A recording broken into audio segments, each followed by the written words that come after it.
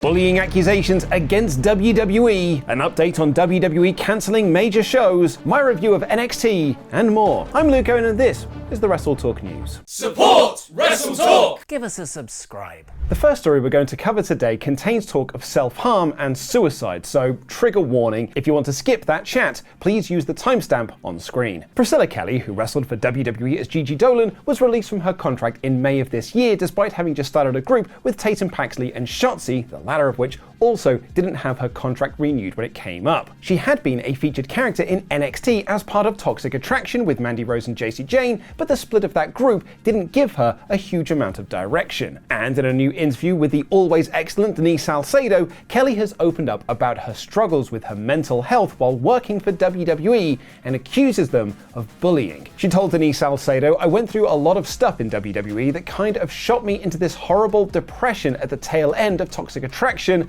I was severely depressed." She adds that she put on weight and stopped caring about her in-ring work, saying, "I was just so depressed because of things that were happening behind the scenes." She adds that while she was also dealing with a lot in her personal life, including her father being in prison, the pressure of WWE is a lot. She says, "I don't want to bring it up because I know it'll blow up and then it'll become a whole thing, but let's just say some people were very, very, very not nice to me to the point that I was suicidal for a little bit because I was really going through it." She says that once she got out of NXT and started working for the main roster on Main Event, she started to feel more like herself. Now, this is not the first time that a former NXT star has talked about the bullying culture behind the scenes. As Elena Black, the former Cora Jade, said in an interview with Ariel Helwani, "I definitely think things could have went differently in WWE if it weren't for certain things like the body shaming thing. I came in at 19 years old. I was like 110 pounds. I was so small. It was just constant comments, whether it was from guys who think they're being funny or, I'm not going to name names again, but I remember specifically being told that I wasn't and wouldn't be champion in that company because I looked like I couldn't crack an egg. Multiple conversations about my body, which I don't think anyone, especially another man, should be saying that to a female. I was so young and it created a lot of issues for me body-wise." She was clear in the interview that the men she's referring to were not Shawn Michaels or Triple H. Black herself was accused of bullying in NXT by WWE trainee Alexis Letty, accusations which Black denies, posting on Twitter, "There is absolutely no respect for wrestling with people like this, and it's not my job to care about anymore," which is exactly what is wrong with that entire place being WWE, in general. I spoke to her maybe 5 times, if that. Blunt to a fault, yes, but bullying is crazy. Since leaving WWE, Priscilla Kelly has been a busy bee working around the indies, including places like Maple Leaf Pro, Juggalo Championship Wrestling, GCW, TJPW, and more. And in that interview with Denise Salcedo, she talked about the amount wrestlers earn while working in WWE's developmental system, which has been a big talking point over the last week or so following the release of Ridge Holland. She said a lot of fans, for some reason, think that if you work in WWE and you're under the umbrella, you're a millionaire. That's not the case. In NXT, there's contracts as low as 30 grand a year, and they do not go as high as you think. She says that living in Florida, which you have to as part of the developmental process, is expensive, on top of things like having to buy your own gear. She adds that because you can't earn money outside of WWE, you actually don't earn a lot being part of WWE. She says, "I arguably think I actually make more than I did in NXT now working the indies, which is wild for people to comprehend." This isn't the first time a wrestler has said this either. Even at the heights of NXT in its black and gold era, several indie names who were getting regular bookings turned down NXT contracts as they would make more money outside of WWE than within it. Jasmine Nix, who turned down a WWE contract renewal offer recently, said the reason she decided to leave was because she wasn't offered enough money to stay.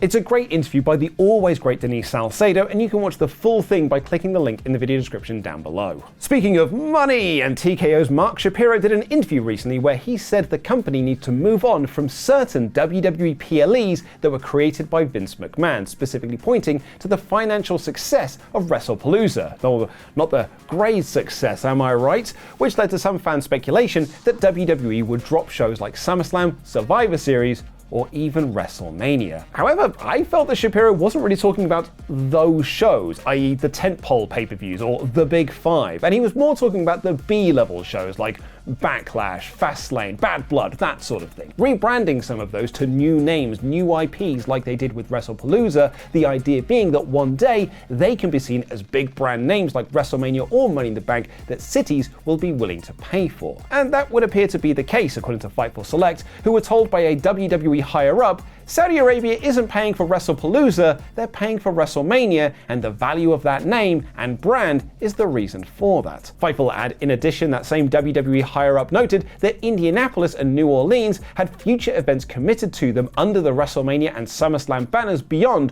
what is already announced. Speaking of big shows, and next year's Wrestle Kingdom will see the retirement match of the legendary Hiroshi Tanahashi, where he will face his longtime rival AEW's Kazuchika Okada, which is down to the working partnership and relationship between New Japan and All Elite Wrestling. Now, partnerships and working relationships seem like a good idea in theory. You can exchange talent, get your talent exposure in other regions, and it can usually benefit both sides. While the actual record-breaking attendance for Bound for Glory has since been disputed, the name value of TNA is probably at its highest since before Hulk Hogan and Eric Bischoff destroyed it, and a good part of that is because of their relationship with WWE. So, in theory, partnerships are great. But in theory, communism works. In theory, because partnerships can create roadblocks. AEW, for example, struggled with booking some of their own talent who had a history with AAA on the early Forbidden Door shows because New Japan have a working relationship with CMLL, who are rivals to AAA. Now, that of course has been sorted out because AEW are also working with CMLL and WWE have purchased AAA. And while Okada was always the obvious name for Tanahashi's final match, there were some reports that believed there was a chance it could be someone else, WWE's Shinsuke Nakamura. Dave Meltzer reported that discussions were taking place between New Japan and WWE to make this happen, but it would be very difficult politically given the relationship and partnership New Japan has with All Elite Wrestling. And now Tanahashi has confirmed this himself with an interview with NKH Radio, saying that he met with Nakamura ahead of one of WWE's shows in Japan, and while the pair did want to do the match, it was impossible due to AEW being a rival promotion to WWE. Kakatu Log add in their report that they've heard there are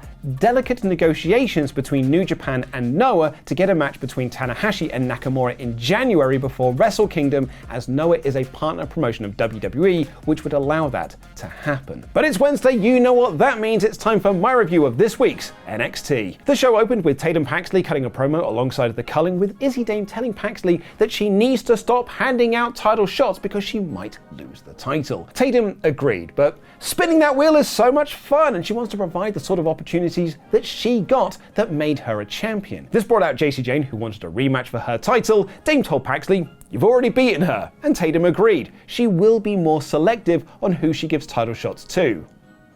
After New York, because she'll be defending the NXT Women's Championship against Jacy Jayne at next week's Gold Rush. I'm really enjoying this Paxley run with the title, and the relationship with Izzy Dame is so much fun. Paxley had a conversation with Ricky Saints later in the show, who told her to be the champion she wants to be rather than the one people are trying to make her be. Fantasy Project, Ethan Page and Chelsea Green met with Ava to talk about their title defenses at Gold Rush, and speaking of titles, Jasper Troy defeated El Grande Americano to win the vacant Speed Championship. Americano tried to use the metal plate, but Troy just grabs him into a black hole slam and won. He got a fired up promo later in the show. Speaking of the Speed Championship, and it looks like WWE might have pulled the trigger on stripping Sol Ruka of both her North American Championship and Speed titles. She's already been medically cleared and will face Blake Monroe for the North American Championship next week. Meanwhile, Fallon Henlon beat Skylar Ray in a speed match for the vacant championship that Sol Ruka just vacated. Thea Hale beat Alba Fire of the Secret Harvest to build the AAA Mixed Tag Team Championship match next week against Green and Page. Joe Hendry is at ringside as he'll be tagging with Hale, and at this point, he just feels like a WWE star rather than a TNA star appearing on a WWE show. Now, look, this one isn't really much of anything, but it made me laugh. Look, we don't get the ad reads on our broadcasts on Netflix, so when the commentators are talking about whatever sponsor it is for whatever segment it is, the feed for us just goes quiet and we get shots of the crowd. And on this week's NXT, we got 30 seconds of silence while the camera panned past a bunch of people looking at their phones and not looking enthused about a wrestling show. I don't know, maybe they were looking at the sponsor. Blake Monroe did an interview with herself, specifically the darker side of her personality. Dark Blake said that Light Blake had the title because of her, and she will crack under the pressure of Sol Ruka if they don't work together. Light Blake agreed, saying that a spotlight needs darkness and they need each other. Yeah, I get it feels like Temu Tony Storm, but I actually quite liked it. Monroe's performance was very good, and while it has got big warrior in the mirror energy, this was on the right side of goofy for me. Jordynne Grace did an interview saying she'll win back the TNA Knockouts title, and Siobhan Evans announced that he and Leon Slater will be facing Darkseid for the tag titles next week, but sadly Slater couldn't be there. Darkseid came out with this one guy being so bored of Darkseid he was literally looking at his phone while the Darkseid guy was stood next to him, and then they came down to the ring to beat a solo Evans, but it was all a ruse as Slater was there all along. They cleared house and stood tall. Leon Slater is so quite clearly WWE bound when his TNA deal is done. Tavon Heights beat Josh Briggs in a good hard-hitting match, Laney Reid brawled with Kendall Gray backstage, and the main event saw Ricky Saints retain his NXT Championship against Trick Williams in a really good last man standing match. They told a fun story of plunder and increasingly violent spots, and ended with a wild spear from the stand through the commentary desk. Obafemi then made his return to NXT, which might pour some water on Ollie's fantasy booking fire of him winning the Cena tournament. This was another good edition of NXT, which continues to be WWE's best weekly show. But Raw was no slouch this week with a superb edition of the show, including John Cena winning the IC title. Ollie and I reviewed it in full over on the WrestleTalk podcast, which you can check out by clicking the video on screen.